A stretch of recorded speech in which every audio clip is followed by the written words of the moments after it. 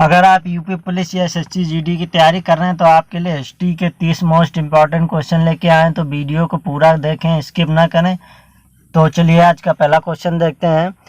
Rubber शब्द किस खेल से संबंधित है? तो रबर शब्द किस खेल से संबंधित है? तो ये संबंधित है क्रिकेट से। किससे संबंधित है? क्रिकेट से संबंधित है। अगला क्वेश्चन देखते हैं।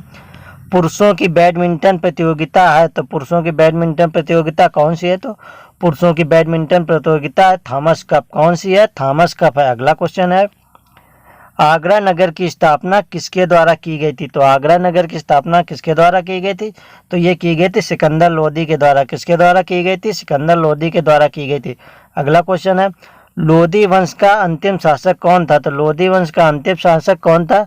तो लोदी वंश का अंतिम शासक था इब्राहिम लोदी। कौन था? इब्राहिम लोदी था। अगला क्वेश्चन है।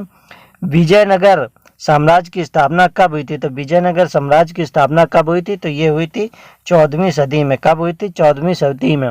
अगला क्वेश्चन है। बहमनी राजाओं की राजधानी थी, तो बहमनी राजाओं की राजधानी क्या थी?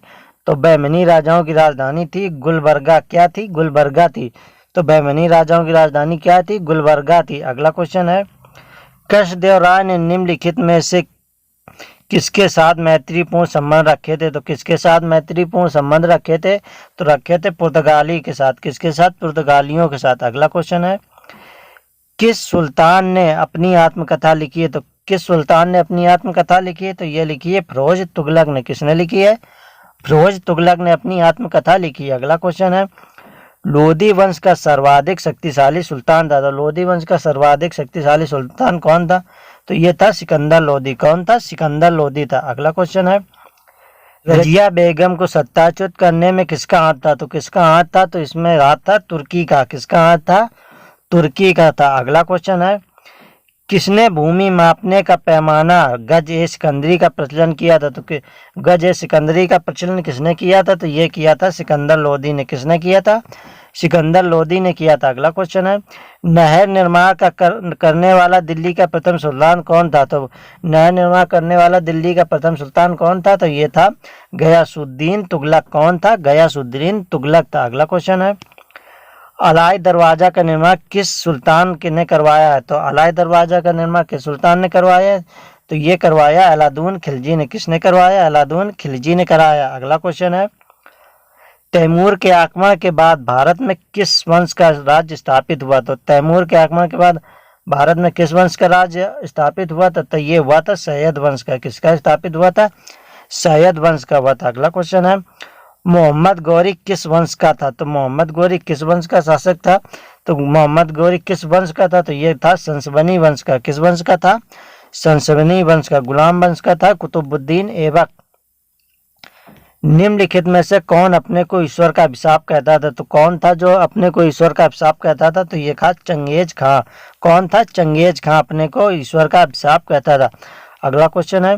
प्रसिद्ध ऐतिहासिक स्थल हम्पी किस जिले में स्थित है? तो हम्पी किस जिले में स्थित है? तो ये स्थित है बेल्लारी में। कहाँ है? बेल्लारी में। अगला क्वेश्चन है।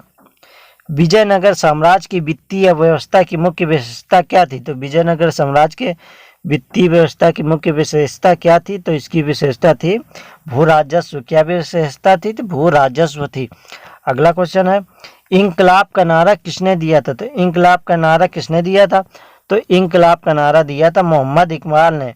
किसने दिया था? सर्वप्रथम मोहम्मद इकबाल ने दिया था, फिर इसका प्रयोग किया था भगत सिंह ने। अगला क्वेश्चन है। मुस्लिम लीग ने मुक्ति दिवस मनाया था, तो मुस्लिम लीग ने मुक्ति दिवस कब मनाया था? तो उन्होंने ये मनाया था 1939 में। कब मनाया था? 1939 में मनाया था। अगला क्वेश्चन है। भारत की आज़ादी के समय कांग्रेस के अध्यक्ष कौन थे? तो भारत की आज़ादी के समय कांग्रेस के अध्यक्ष कौन थे? तो ये थे जेबी कृपलानी। कौन थे? जेबी कृपलानी थे। अगला क्वेश्चन है। भारत एवं पाकिस्तान के बीच सीमांकन किसने किया था? तो भारत और पाकिस्तान के बीच सीमांकन किसने किया था? तो ये किया था सर सिरिल रेडक्लिफ ने। किसने किया था? सर सिरिल रेडक्लिफ ने। अगला क्वेश्चन है। किस वर्ष उड़ीसा बिहार से पृथक हुआ था? उड़ीसा तो उड़ीसा बिहार से कब पृथक हुआ था?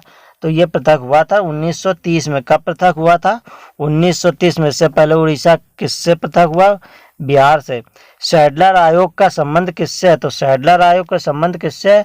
तो सैडलर आयोग का संबंध है शिक्षा से। किससे? शिक्षा से। अगला क्वेश्चन है, निम्न में से किसने सर्वप्रथम प्रेस सेंसरशिप लागू की थी? तो प्रेस सेंसरशिप सबसे पहले किसने लागू की थी? तो ये लागू की थी वेलेस्ली ने। वेलेस्ली ने किसने लागू की थी? वेलेस्ली ने। अगला क्वेश्चन है, हंटर कमीशन की रिपोर्ट में किसके विकास पर विशेष जोर दिया गया था? तो हंटर कमीशन की रिपोर्ट में किसके विकास पर जोर दिया था? तो ये जोर दिया था प्राथमिक शिक्षा पर। किस पर? प्राथमिक शिक्षा पर जोर दिया था। अगला क्वेश्चन है, किसने कहा था मेरी पीठ पर किया जाने वाला प्रहार ब्रिटिश साम्राज्य की ताबूत में एक कील सिद्ध होगी? तो ये किसने कहा था? तो ये कहा था लाला लाजपत राय जी ने। किसने कहा था? लाला लाजपत राय जी ने। अगला क्वेश्चन है, 1932 के पूना समझौते के साथ किसका सीधा संबंध था? तो इसके 1932 में पूना समझौता के साथ किसका सीधा संबंध था? तो ये था भारतीय दलित वर्ग का। किसका था? भारतीय दलित वर्ग का। अगला क्वेश्चन है, किसने प्रसिद्ध चिटगांव शस्त्रागार दावे को आयोजित किया था? तो ये किसने किया था? तो ये किया था सूरसेन ने। किसने किया था? सूरसेन ने किया था। अगला क्वेश्चन है, जयप्रकाश नारायण किस पार्टी से जुड़े थे? तो जयप्रकाश नारायण किस पार्टी से जुड़े थे? तो ये जुड़े थे सोशलिस्ट पार्टी से। किससे जुड़े थे? सोशलिस्ट पार्टी से। यदि आपने मेरे बताने से पहले क्वेश्चन के आंसर आपको पता थे तो अपना स्कोर जरूर कमेंट करें, और वीडियो अच्छी लगी है तो लाइक करें, और ऐसे ही क्वेश्चन देखने के लिए चैनल को सब्सक्राइब करें।